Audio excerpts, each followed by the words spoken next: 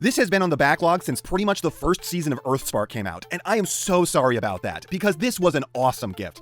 So huge thank you to Most Likely Peter Parker for not only the humbling gift, not only for being so patient while he waits for me to review this, but also for the great paint job turning the figure into Airazor. It's Earthspark Twitch redecoed into Cybertronian Airazor. But first, your likes! Please give, and maybe subscribe. You know me, I don't have a public P.O. box because I don't like taking you guys' figures from you. That's your stuff, you paid for it, and if you don't want it, then I want you to get your money back, rather than to give it to me. But there's just no way that I can say no when someone goes to all the effort of customizing something for the express purpose of gifting it to me. It's just too much, my emotions can't bear it. Thank you. And yes, I know that he based this off of someone else's custom, that's fine. It just shows that he has good taste. And Twitch is an amazingly versatile figure, isn't it? Not only does it make for a great little Cybertronian mode Airazor, but I've even seen people turn it into a machine from Ultra Kill, and even a few other things. It's just a design that lends itself to other color schemes. Hell, you could probably really easy do a whirl with it. She also has one of the better designs from the show in general. I mean, I'm not in love with the face, but that's because she looks like everyone from Earthspark. An uncanny nightmare here to feast on souls. But the rest of the design is relatively cool. Always dope to see a bot with some VTOL engines hanging off their back. The blades are nonsensical for the alt mode, but they do make a cool kind of tailcoat structure for her. Maybe it's the fact that I wish I had a goth phase or anything like that, but I really want to rock the shit out of the tailcoat.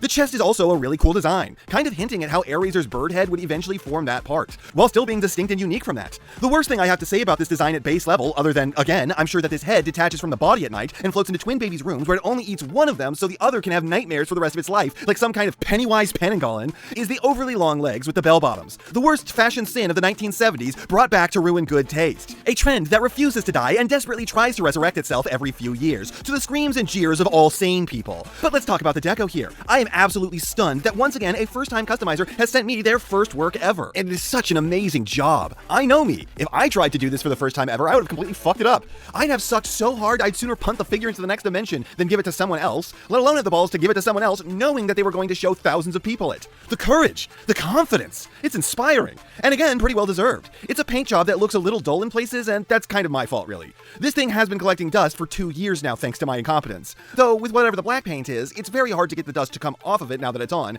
It's not sticky, it's just got a lot of grip and texture to hold on to every particle that makes its way on. But the peachy bronze, as always, shiny thing good. This is just a flat-out better color scheme than the original figure had, and it is way better than the Kingdom Airazors as well. She just looks better in black. Also, Most Likely Peter Parker was able to keep the joints clear of paint, so the movements all still feel smooth and satisfying. And the head is, well, it's Twitch's head. I don't blame you for not murdering another figure to give this thing a less haunting face. Or maybe you did, and after it went on these shoulders, it somehow warped its way back into this one by the time I got it. Honestly, that's probably what happens with all Earthspark figures' heads, they're so cursed. I love that you managed to paint the inside of the Frieza ears. That's a real dedication there, and it does add to it a lot. So, I'm thrilled with the way this thing looks. Demonic head aside, this figure already had a pretty cool build, and the paint job enhances that so much, with a ton of care put into it, and while also being pretty robust. This doesn't feel like it's going to be damaged by transforming it. The important parts have all been kept clean of any paint that could interfere with its functionality, and it feels durable. But most importantly, it looks cool, and it turns her into a version of the character the whole show needs more love on. We need readily available Cybertronian versions of all the Beast Wars characters. And unfortunately, I can't do the accessories, because in the 2 years I've been waiting on doing this thing, I've misplaced that part. It's somewhere in here, but for the life of me, I can't find where. And it could be on any of my shelves or in any drawer, because this thing has migrated around my collection a lot this whole time. Whoops, sorry. It's a gun, it's okay, nothing to write home about. However, for articulation, it's better than average. Head with a decent amount of side-to-side, a full swivel, and all the tilt-up a flyer needs. Seriously, why is it so rare for characters who absolutely require this bit of articulation to get it? Shoulders pull slightly less than a 90, normal 90 elbows, no wrist swiv, hips are unimpeded in all directions, better than 90 knees, and thanks to the back wings, she can air sit, and really mobile feet with way more range in every direction than normal. So not everything is a winner here, the shoulders aren't as good as they should be, and the wrists not having a swivel is something that could have been changed with, like, no real effort. And it's just refreshing to have a character who flies, who can tilt their head up as much as they need to. Now transformation kind of causes all my internal organs to contract, but that's just because I'm really worried about damaging the paint on this, even if it does feel tough enough to withstand it. I just don't want to hurt this thing.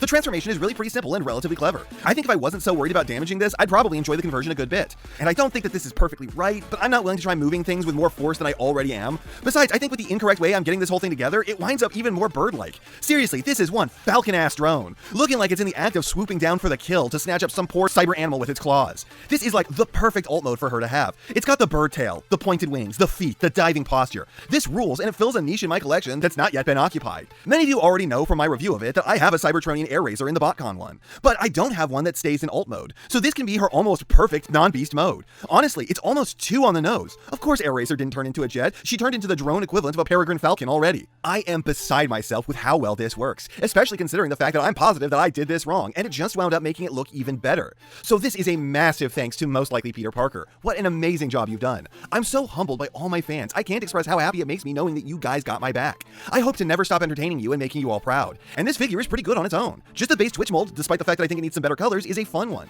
It's a good design with a fucking terrifying head, and strong posing with a transformation that manages to be pretty breezy and a decent alt mode. Even if the blades on her back don't really do anything other than form a convincing robo-bird tail, they do at least look cool, and with the paint scheme she's even better, making so much more sense in these new colors. It's like this mold was originally designed as Airazor and was just converted into Twitch as an afterthought, which it wouldn't be too shocking if that was the case, given that Tyrranux apparently does show up in the show. It's a wonderful gift, and I cannot express how humbled and grateful I am. Thank you so much. And before we go, let's also thank a channel backer. And this time it's Jay the Optimus Simp with Beast Wars 2 Kurata. Man, you changed it to that, and like the very next video, it picks it. As always, I think this thing has a recency bias. And yeah, this thing is pretty cool. You never see any Cobra Beast formers, and they've come up with a really interesting way to integrate the whole snake aesthetic. I love how the hood forms a poncho, and the fact that it's basically seamless. The beast mode is slightly ropey, but amazing for what it's attempting. Honestly, I've never taken too much of a look at this thing before now, and now I kinda want one. Which may be the most praise I've ever given to one of these wheel-selected figures before. And it's time for the monthly shoutouts. If you'd like a shoutout yourselves, please just follow the instructions on your screens. Tyrranux is making a comic called Underhell on DeviantArt. It's a combination of Undertale and Has Been Hotel with some other stuff thrown in. It's been going on for 5 years now, so give that a look if you're a fan of either. Or maybe you'll still like it if you're a fan of neither. Simeon Ancio wants you all to see this image. I don't know. Not You 2 makes videos about Thomas the Tank Engine, and he wants to branch out into Transformers, talking about the missing link Optimus Prime. Give him a look. Peyton is a fresh Transformers YouTuber just starting out. They mainly do news, hypotheticals, and memes, but they are starting to do reviews. They have a good amount of videos already. Check them out. Television is here again with more excellent stop motion. Seriously, this is some cool stuff, and he deserves more than 100 subs, so go check out his channel if you like stop motion. Sebastian is here, and he wants you to check out TFGirl444, who makes AMVs about the Transformers. The Pencilman Creations, a guy with a unique G1, but animated, but sonic, but comedy art style. And lastly, he wants you to give his friend Helex29 a look, another artist with a darker kind of Prime crossed with IDW aesthetic. So give each one a look if you're so inclined. Steve Placeholder just had his birthday at the start of February. Congrats, man. And he got these figures that he'd like you to check out. Happy birthday, dude. Those look great together. Transformers RRR just started his own podcast about, shocker, Transformers. Give that a listen. Happy birthday to Crumplezone, who I've apparently shouted out every year since starting YouTube. Happy to have done so, man. He would also like you to take a look at his Transformers YouTube channel. And he's selling figures on whatever Mercari is. So if you have need of toy, maybe he's your man. Cinemus, the guy who screamed at SND Optimus Prime for its transformation being unbearable that I told you all about in my 2023 Worst of Year list, his birthday was at the start of February. Happy birthday. He'd also like people to remember his godfather, Carol, who passed away at the start of the month. I'm sorry, man. BGForever managed to cross 250 subscribers. Congratulations, dude. He wants you all to give a look at his video on what he claims to be the best number of all time, 342.5. Matthew is turning 19 in March. Happy upcoming birthday, dude. And he wants to know what a good figure between 12 and 18 inches is for the centerpiece on his desk that's less than $200. That's an easy question, dude. MMC Hotspot. Huge, cool, and only like 180. IGBEM posts song lyrics on Planet Minecraft, chats with people about the Transformers on TF Wiki, and has his own long-running lore there as well. If any of that interests you, give it a look. Happy birthday on March 2nd to Sebastian Pelayas, and he's wishing me a happy birthday back. It's not for a good while, but thank you, man. Connor wants me to shout out his dad again, Calex Page, a DJ and comedian from Central Florida, who also streams a few times a week. Check him out. Projectzephyrofficial recently rebranded, and he wants you to check out his stop-motion series, Transformers Invasion, which intends to be both a prequel and a sequel to Transformers 1, telling the story of both the Quintesson War and the Cybertronian Civil War. Lastly, Megamaster 64's commissions are open, so if you'd like some artwork, here are the accounts that you can contact him through, as well as his rules for commissions. And that's not half what I have to say, but it's enough what I have to say. And I know, you know, what everyone else tells you to do at the end of these videos. So, if you liked what you saw here, please do that. And if you'd like to take it a step further, then please share this video with any friend you think may be interested. I hope you all enjoyed listening to me waste your time.